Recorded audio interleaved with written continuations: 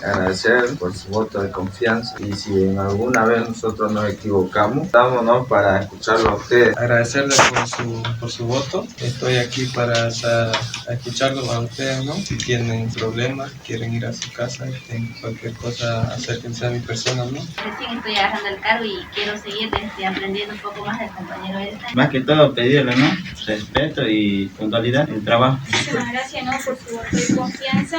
Lo pedimos responsabilidad, puntualidad y disciplina. Más que todo le pido ayuda a los de segundo que están en la enfermería, al doctor, ¿no?, para seguir aprendiendo. Mi nombre es Juan Pablo, estoy agarrando este cargo por primera vez, ¿no? Vamos a hacer cosas nuevas, ¿no?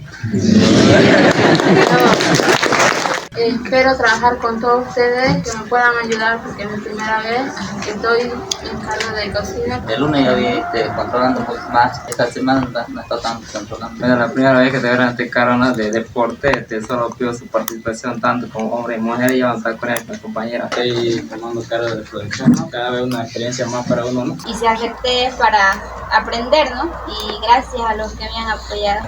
Muchísimas gracias de corazón decirle a ustedes. Me han brindado una oportunidad más para yo poder aprender más.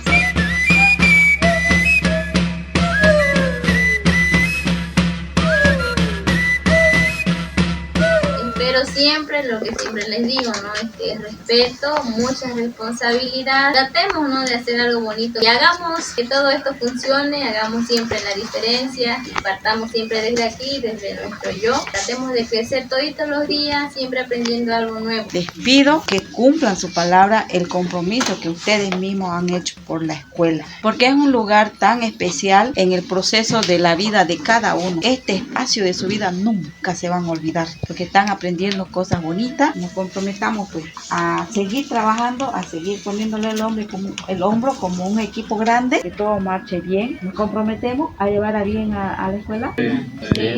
Sí.